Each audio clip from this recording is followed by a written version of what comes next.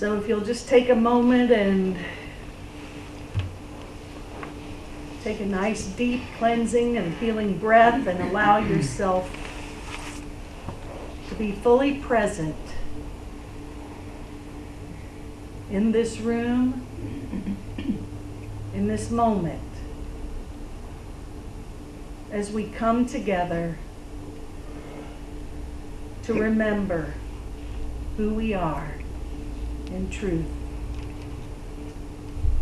For we are changeless, formless, and eternal beings of light and of love.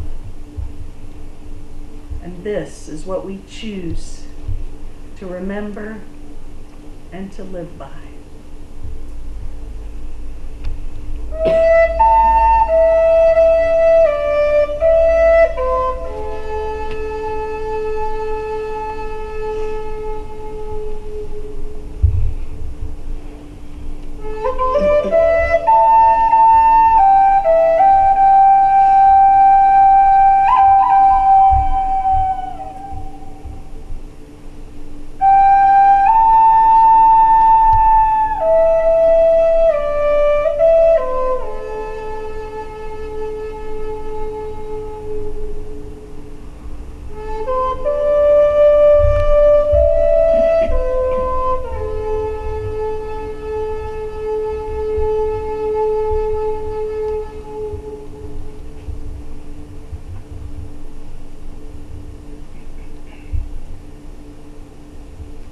You are holy. You are divine. You are perfect. And you are healed. For in truth, your soul is already free, knowing that all is in perfect order. In spirit, there is no sickness, there's no pain, no lack or fear, but only love. And in this state of being, you are supernatural. You are pure, radiant light. Allow this light to wash you clean, purifying your thoughts, turning your fears into love, and cleansing every cell from sickness to perfect health.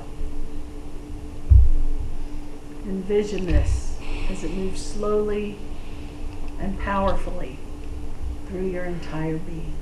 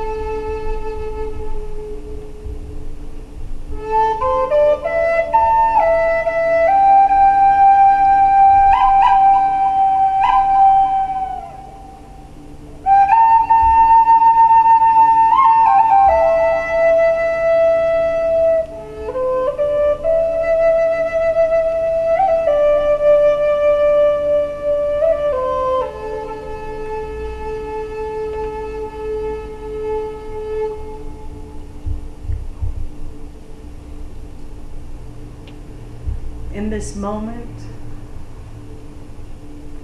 you are free. Your past is no longer even a memory, for you are so present. And you place your future in the hands of Spirit.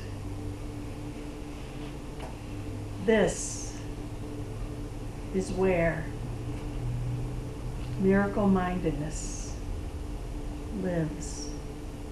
This is where we create from a deeper level of our being than we've ever created before. This is the new world where we are born again in this moment, restored and made holy.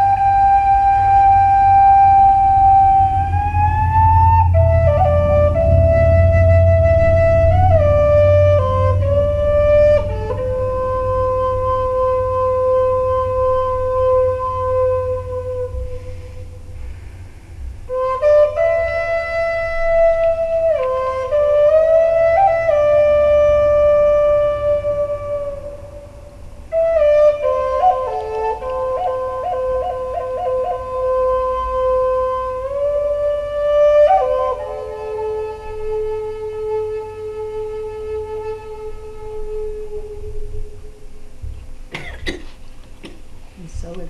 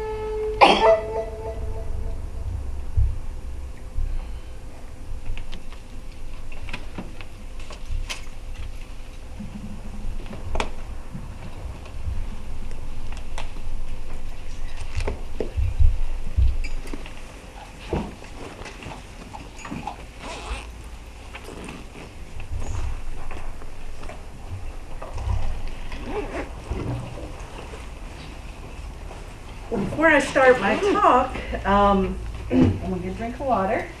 And most of you all know already that we've been putting these out on Facebook every week for a couple months now, I guess. And it's been going really well. And we're up to over 900 watches a week now. So Wow. That's pretty cool. Isn't that awesome? I don't know how it works, but hey, that's good. So that is very good. So what I'm going to do is, I've got this light here, but that's okay. It's that one, but it's no big deal. It's just like the light. So I'm going to start this up and go from there.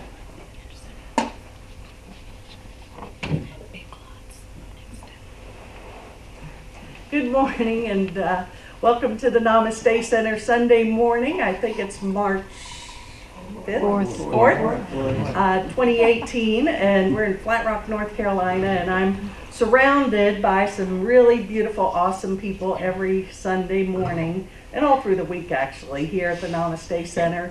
But we're really grateful to be able to share who we are with the extended internet community, and so grateful for the opportunity, and thanks to everyone who's tuned in, and hopefully you're enjoying it. And I need to add this person. Okay, I think that worked. So anyway, today we are continuing on our quest for mastery. As you know, we've this year started 2018. Our theme for the year is It's All About Forgiveness. And I continue with that in my own life and seeing miracles in the lives of so many people here in our community who've really had major, major shifts, choosing to really forgive, let go of the past, and be present and move forward in love. Because mastery is what we're here to live in. We're here to be masters of our of our lives, of our souls. We're here to really take charge and to be greater than we could ever imagine. And that really jazzes me up. It excites me, and especially when I see people whose lives have been shifted in such awesome and great ways. Greatest gift I could ever experience, and I get those blessings every single day. So anyway, I was looking through, of all things, how this talk today becoming supernatural. Okay, I always like that word, supernatural. I think it's just such a really cool word, and I bet you we're going to hear it more in the future. And anyway, I was someone had forwarded me Greg Braden's newsletter, which I had never. For some reason I don't receive it. How do you figure that? I mean, of all people, I don't receive his newsletter. But anyway, she forwarded it to me, and at the end, although it was an excellent, wonderful newsletter, at the very end, he gives books that he's, suggested readings by authors, and one of those was Dr. Joe Dispenza, who many of you all know. He's a really terrific, he's a chiropractor, but way, way more than that. He's really making huge moves in shifting and elevating consciousness and performing major miracles with people. So I always like Joe Dispenza, and his new book is actually, I don't want to get the title wrong, so Becoming Supernatural, How Common People Are Becoming the Uncommon. And so I was so I clicked on that, and I am getting a little more techie. I went on to click on to buy the book, and saw that now I love Kindle. I don't even order books hardly at all anymore. Kindle's where it's at for me for many reasons. But because you can cut and paste and all that good stuff, and I just love it. So anyway, I found they have a Reader's Digest version or Cliff Notes version of the book, which I even like more, because it's kind of like, those of you that know me know I don't keep my nose buried in many books. So for me to be able to go through this book in about 45 minutes, it was awesome.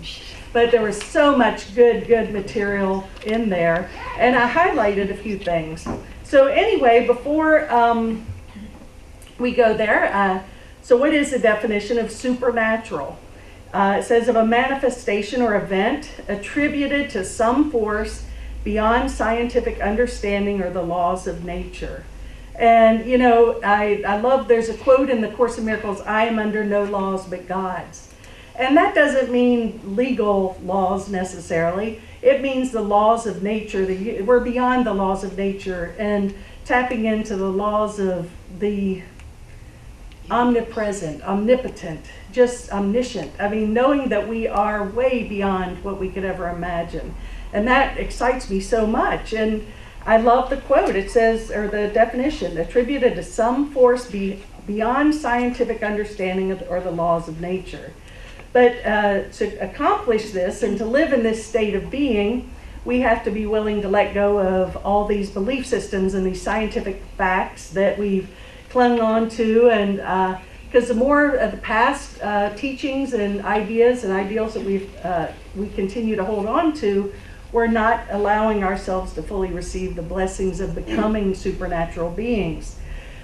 Billy Graham, I did watch snippets of his funeral. I do honor him and for everything he brought to our planet, and I do find the man fascinating, and he was an awesome being, and he continues to be so, and according to him, he's more of that now. But he says, only the supernatural love of God through changed lives can solve the problems that we face in our world. And Einstein also said a quote similar to that, saying that we can't change the problems in the world or in our lives with the same mind that created them. Well, and yet we try. We try like the devil. I mean, we're just like, I'm going to fix this and find a way, and it never happens. So we need this supernatural blessing, and we need to let go and be open to knowing that there is a solution, and we don't even need to know what it is, but we just have to be willing to open ourselves up to receive it. Paramahansa Yogananda would have called these experiences undreamed of possibilities. So this is beyond anything we can imagine. I'm getting so deeply in my own life, and I know a lot of us in here are, and a lot of people watching are as well, that you know, we need to just clean our consciousness. We need to make ourselves an empty vessel to receive, you know, the new earth, the new blessings that lie before us. And it says, Yogananda continues to say, as you get closer to realizing your true self within, you may find that you too are ready to make a dent in the universe. Isn't that cool? You know, it's like, let's make some dents in the universe, but good dents, not bad ones. And I also, Robert Greene Ingersoll says, I concluded that all religions have the same foundation, a belief in the supernatural, a power above nature that man could influence by worship, sacrifice, and prayer. Now, sacrifice is not, in my mind, this sacrifice. It's the sacrifice of letting go of that which doesn't serve us. All those things that we think have value, which really have no value whatsoever. The only thing that they're good for is keeping us distracted and asleep. So sacrifice it all. And when we truly understand sacrifice, there is no sacrifice, because we're just letting go of that which doesn't serve us anymore. The supernatural is the natural, but not yet understood. So it is our natural state of being true. Our true state of being is to be supernatural. It's something that if we just get rid of the stuff that lies behind all this, or in front of all of it, I should say, then we can awaken to our supernatural potential. Joyce Meyer, okay, she's a pistol, great little, you know, she's a pistol. I consider wisdom supernatural because it isn't taught by man. So, this is so true. You know, we're not going to find the answers in a book. We're not going to find it even in a seminar. And I'm not saying don't read and don't go to seminars and don't increase your learning ability, but be open to the greater possibilities, because it's not out there. It's in here. It's about each and every one of us awakening to that truth of who we are, which is supernatural and love. Letting go of the past. That is something I may have a different idea about than others, but I get now that I don't have to be a victim of my past. I don't have to look at it anymore. I can be free and move forward in great hope and optimism. And Carolyn Mace says, let me give up the need to know why things happen as they do. I will never know, and constant wondering is constant suffering. How powerful is that? Yeah. You know, we always think we have to figure things out. We have to find that need to know. And that's the ego mind. Ego questions, has to find answers. Spirit accepts, period. It's done, it's over, we can move forward. So in becoming and awakening to this supernatural aspect of who we are, this truth, we're really tapping into our genius. And I do believe that when you see people who have mastered say a craft, or really developed a supernatural being, that they are coming from this genius place which is not of this world. They're bringing in new ideas, new concepts. I really think that someone who had a big grasp on this was Steve Jobs. You know, think about what that man created. This cell phone that is actually allowing us to put it out here, this computer, but so much more. And for those that might not have known this, he was a huge devotee and follower of Paramahansa Yogananda's teachings. So much so, at his funeral, there were cases and cases and cases of books that he handed out to everyone who attended. He believed so much in that, and believed that that's where he got his creativity, his inspiration, his supernatural ideas. So it is our real genius, and it's available for everybody. I don't think that Spirit exempts anyone from anything. It's our own mind, our own thoughts, our own beliefs that keep us stuck. So back to the book. I'm going to share a few highlights. There's a lot of good stuff in here, and I had to actually, I was cutting and pasting the whole book. You ever do that? Oh, that's a great paragraph. And then before you know it, I had 28 pages. It's like, can't keep them here till 4 o'clock. But anyway, becoming supernatural, how common people are becoming the uncommon. So Joe Dispenza hypothesized that when the heart and brain are in coherence together, the human body is capable of opening up to and entering a unified field. From that field, people are opening themselves up to endless possibilities that exist in an eternal present moment outside a linear timeline. And so it's Greg Braden's a huge teacher of heart math and the wisdom of the heart, which, you know, we think that this is where our wisdom lies, but that's not it at all. Just like Joyce Meyer may have expressed it a different way, but our supernatural, our God, comes from our hearts. And so we have to really get that mind and heart into coherence. And when we do that, we can use the heart as our guide and use our mind as the reasoning part of it to lead us through every step of every day. Dr. Joe hypothesizes that emotions are chemical consequences of past experience. These chemicals are responsible for creating memories in the brain. He goes into detail how the neurochemistry of the brain works in connection with emotional results of experiences in our lives. When these memories are branded into the brain, our past becomes our biology. As human beings, we find it incredibly difficult to let go of our past. In fact, according to Dr. Joe, our bodies become addicted to the feelings of the past. The stress chemicals we experience of past emotions lead to the release of adrenaline. Our bodies become addicted to the chemical high we experience during adrenaline release. And he says, as a result, our bodies have no vested interest in letting go of the past or letting go of that stress chemical high. You know, and to pay attention to that, we are addicted to our emotions and that adrenaline high. And we're addicted to keeping it alive and finding a reason and understanding of it. And the more we get into this and the more we delve into it, it's just creating more of this, you know, attachment to the brain, and therefore that's what's running my life, running and ruining my life or our lives, because we're continually trying to find a reason to allow that to come into the present moment. Well, we can continue as long as we want, but it's not going to get us in our supernatural state of being. He talks about a client, Anna, who focused on reprogramming each area of her body, expelling the emotions of the past. She focused on elevated emotions of joy, kindness, and love. She finally experienced the absolute nothingness of the infinite black space in the which is the unified field.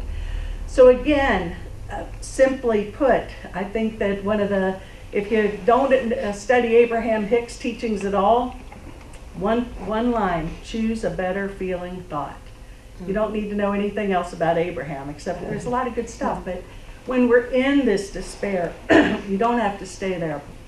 Choose thoughts that elevate your emotions, because those are that which will lift us out of the pain and the suffering.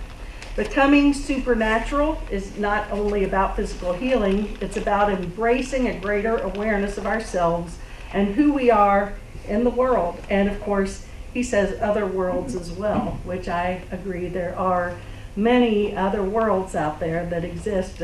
Susan's a great teacher of those other worlds. Brian and Pam Chrissy have a lot of interest in that, and wonderful presenters. So around here, lots of us do believe that there's other worlds. So we're not alone by any means. Dr. Joe rightfully insists that if we're going to be supernatural in our own lives, we must first master how to recognize and remain in the eternal present moment. This requires each one of us to learn how to get beyond the physical world and even beyond time itself. And we can. That's what we're here supposed to do. Really, it's our nature. It's definitely what we're here to do, and what we're meant to be, for sure. So. Anyway, we are, though, however, creatures of habit.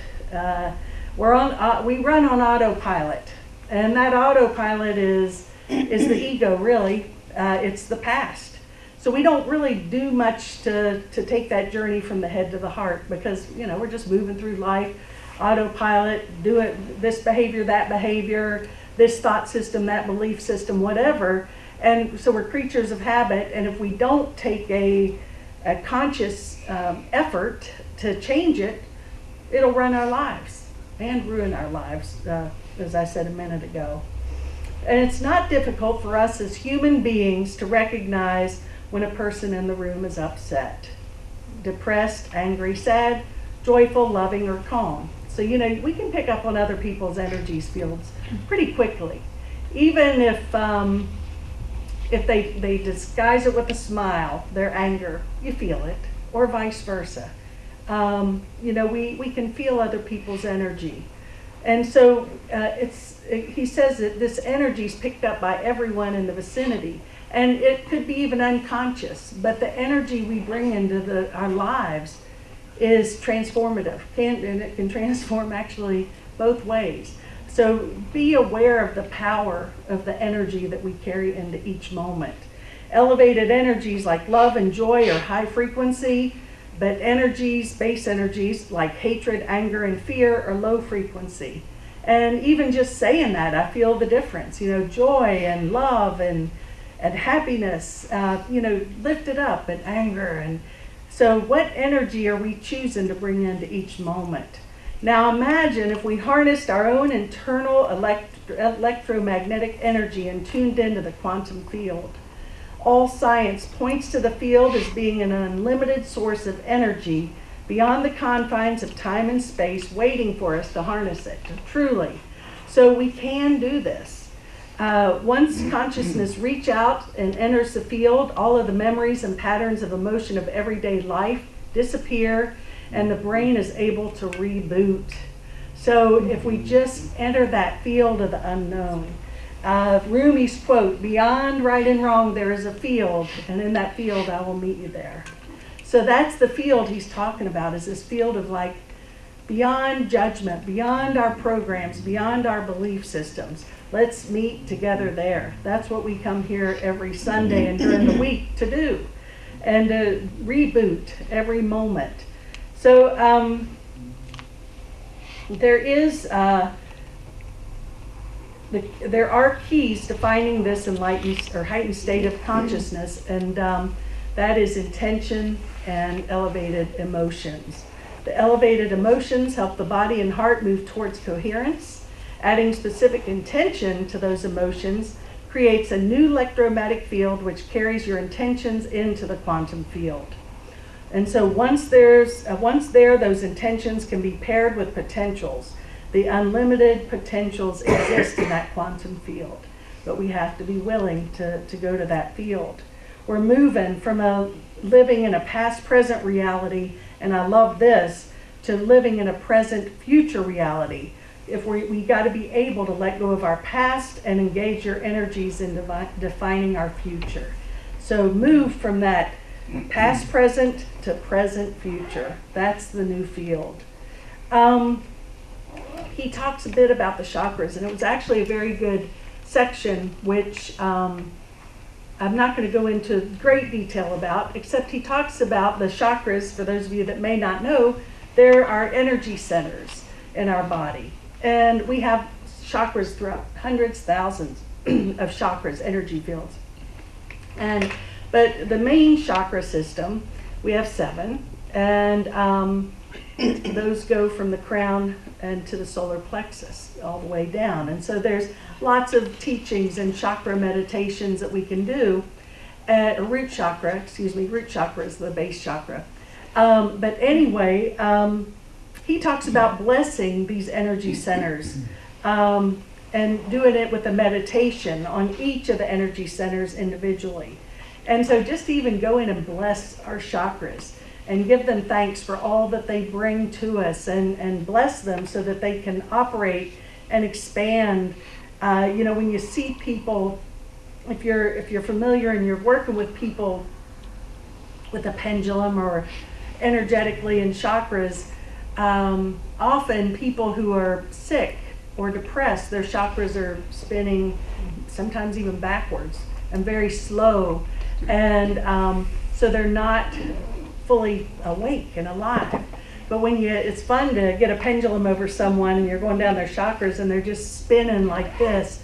Or even if they come in and they're low and then you do some energy work and some release, and then all of a sudden they go from little to like huge awareness and awakening.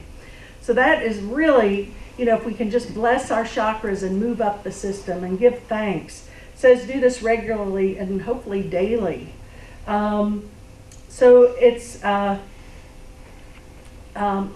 all this brings us to the unified field. And in the unified field, there's nowhere to go because we are everywhere. There's no thing we can want because we are so whole and complete that we feel like we have everything. We can't judge anyone anymore because we are everyone. And it's no longer necessary to become anybody because we are everybody. This accurately describes the oneness or wholeness of being intimately connected with this unified field. It takes a specific discipline to reach this state. Merge your consciousness with the greater consciousness. In the unified field, there's nowhere to go because you are everywhere. And so it takes a discipline that he speaks of, and it's merging our consciousness with this greater state. And he talks about surrendering more deeply into the intelligence of love, trust in the unknown, continually surrendering to the self. Lose yourself in nothing to become everything. Relax into an infinite deep sea of coherent energy and keep unfolding deeper into the oneness.